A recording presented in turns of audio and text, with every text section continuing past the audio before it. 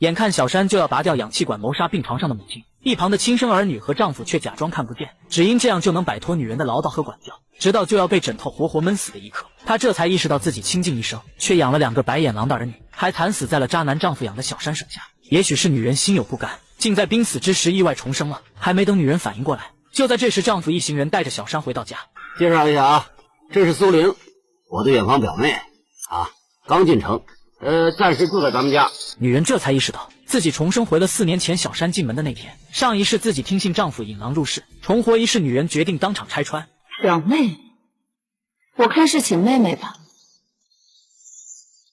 说罢，二话不说揪住小山的头发，狂甩了小山几10个大嘴巴子，随后转身一把推翻自己精心准备的一桌子饭菜。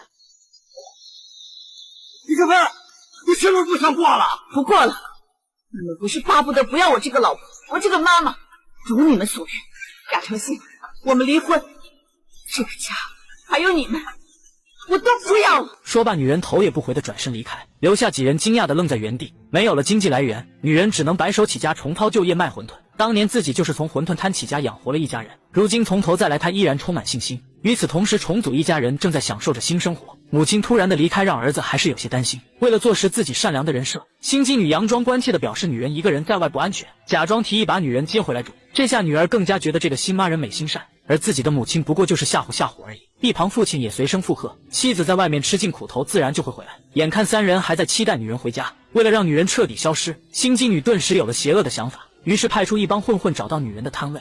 没错，明天让我们考就是他。走！几人二话不说，掀翻女人的桌子，并将所有顾客赶走。你们想干什么？我兄弟昨天在你这儿吃馄饨，吃拉肚子，这事儿怎么办？不可能，我今天才开张。苏林让你们来了。废话什么？给我站！废什么话？你干什么？谁敢来？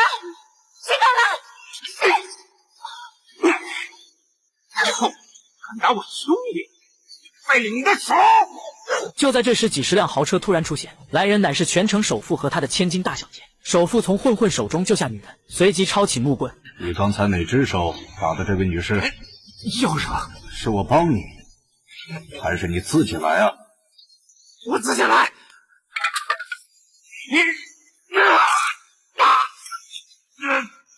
都给我滚！帮女人解决掉混混。随后首富千金一拍手，保镖当即拿出整整2大箱子钱，直到看到首富千金递过来的压岁钱红包，女人这才意识到眼前的2人竟是当年自己无心救下的一对父女。原来就在几年前，走投无路的富豪本想将女儿送往福利院之后，自己就去寻死。好心的女人不仅送给2人免费的馄饨，还在临走时给了女孩压岁钱。绝望的男人因此重新看到希望。你是我和我女儿的救命恩人啊！阿姨，我爸如今是华裕集团的董事长，他最不缺的就是钱了，您就收下吧，以后有我们给您撑腰，再也不会有不长眼的人敢欺负您了。随后2人得知女人的悲惨遭遇，富豪当即表示自己的法务可以帮女人离婚，到时候就看渣男如何被扒一层皮。而此时儿子全然没意识到已经大祸临头，反而为没有了母亲的控制而肆意庆祝。没人管东管西的生活真爽啊！话音刚落，心机女突然出现，男孩本能的一个机灵弹坐而起，本以为同样会被臭骂一顿，不料心机女却温柔地表示理解，心疼地安慰男孩之前被管得太严，鼓励男孩释放自我。男孩瞬间觉得心机女比母亲好1万倍，当即举杯敬心机女一杯，全然不知心机女想要废掉自己。很快男孩的报应就来了，半夜腹痛难忍的他挣扎着起身，不认识任何药的他，在看到母亲标注清晰的药盒的一刻，终于感受到了母亲的良苦用心。想到母亲每一次为了自己的身体劝阻自己却觉得母亲唠叨，甚至直接将母亲精心熬制的养胃汤打翻。这一刻男孩才猛然意识到，母亲对自己严格的管教并不是为了控制自己，而是真的对自己好。悔恨不已的他当即拨通了母亲的电话。